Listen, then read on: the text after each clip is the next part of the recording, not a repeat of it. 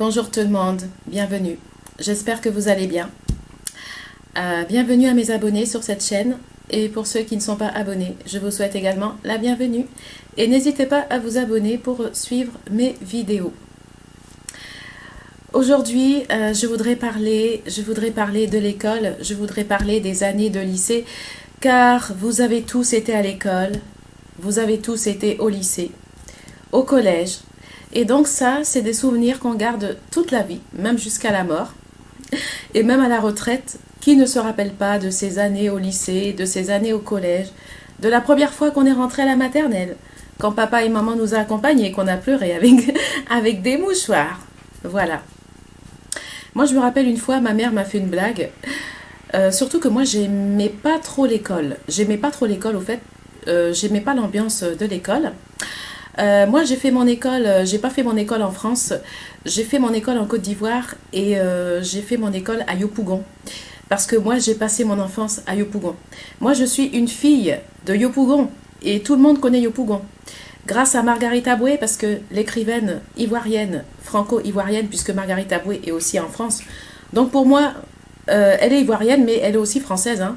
Et c'est pas parce qu'elle est noire, parce que ici en France, nous avons des Français qui sont noirs. Voilà. Ici en France, être français, c'est pas être tout blanc. Hein.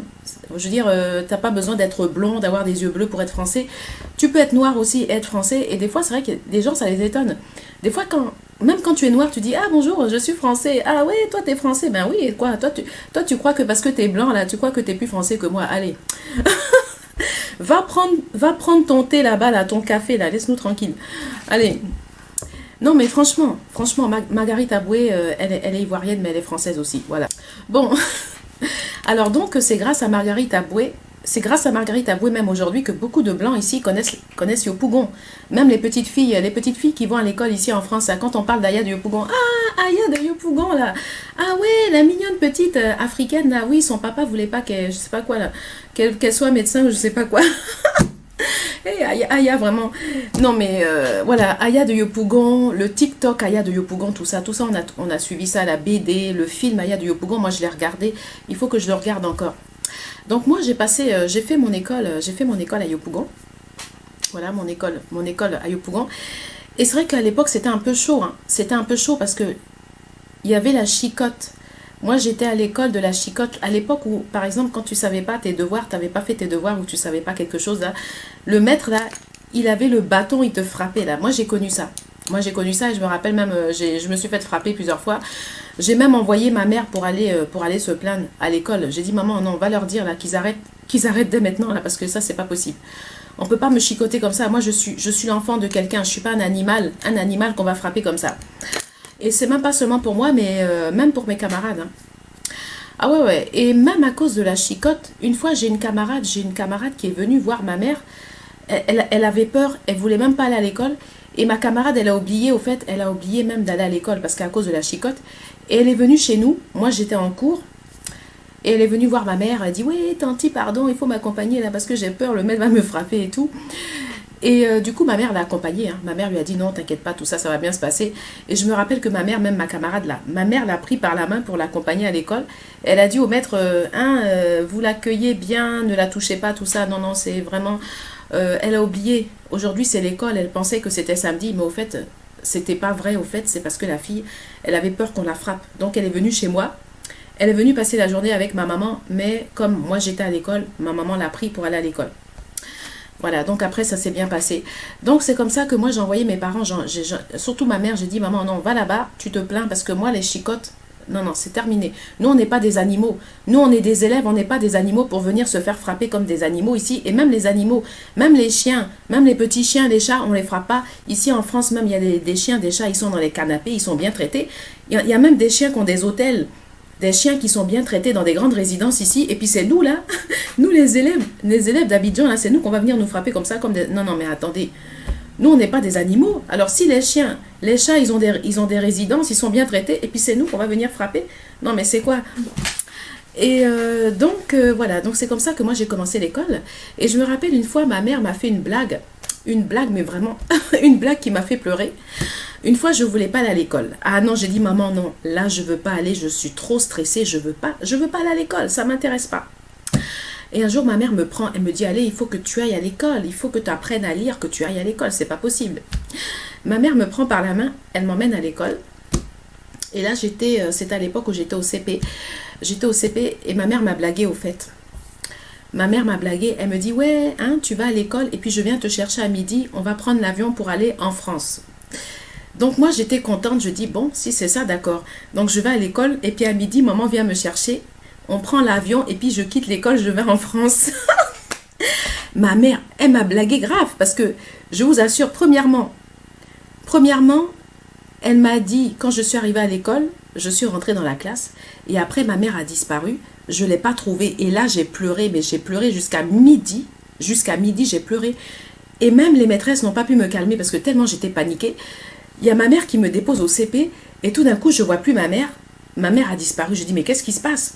Puisqu'elle me dit qu'elle me dépose à l'école et puis après on va partir en France, on va prendre l'avion. Mais elle m'a blagué la nana là. Et du coup moi je me suis retrouvée, j'étais à l'école comme ça. Ah, j'ai commencé à pleurer, j'ai pleuré jusqu'à midi. À midi, ma mère n'est même pas venue me chercher. Et c'est ma nounou, parce que ma mère était au travail, et c'est ma nounou qui est venue me chercher. Alors du coup, je dis, mais maman, elle est où? Parce qu'elle m'a dit qu'elle va passer, elle va venir me chercher à l'école. Après, il y a l'avion qui nous attend, on va partir en France. Mais c'est quoi cette histoire? Et puis finalement, on n'est même pas parti en France, on est resté à Abidjan. Et en plus, ma mère, elle m'a blagué grave. Elle m'a blagué grave. Elle m'a raconté que ouais, on va aller en France, on va prendre l'avion. Comme ça, elle croit que moi, je vais aller à l'école tranquille. Ah non, non. Quand elle a disparu, là, j'ai commencé à pleurer. Je dis, maman, mais tu m'as blagué grave, quoi. Donc ça, c'est vraiment des souvenirs. Ce sont des souvenirs un peu d'école, des souvenirs qu'on a tous vécus. Et c'est vrai que quand on est rentré pour la première fois à la maternelle, on a tous pleuré au fait, on a tous pleuré.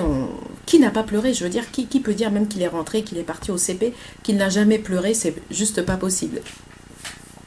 Alors après, au fait, il y avait mes années de collège. Alors, il y avait l'entrée en sixième, au fait, l'entrée en sixième. Et après, au fait, moi, je suis partie. Alors, moi, j'étais à l'école, j'étais dans une école à Yopougon. Et après, je suis partie au lycée Jean Mermoz, à Abidjan.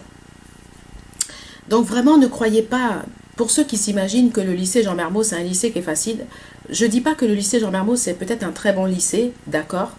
C'est un très bon lycée pour se former, tout ça. Mais après, le lycée Jean Mermoz n'est pas si facile parce qu'au lycée Jean Mermoz aussi, il y a des problèmes qu'il faut supporter.